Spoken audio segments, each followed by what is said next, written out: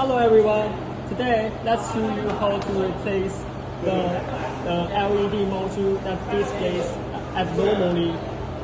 The first step, use the tool to remove the LED module that displays abnormally, like this.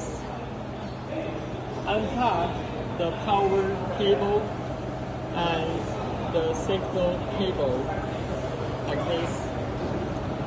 The step 2, fix the new LED module onto the LED screen.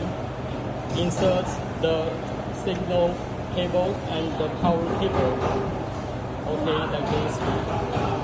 Oh no! Oh no! The picture has a problem. We should rotate the screen to make it look normally, like this. Alright, now it looks normally. Thanks for watching. Goodbye.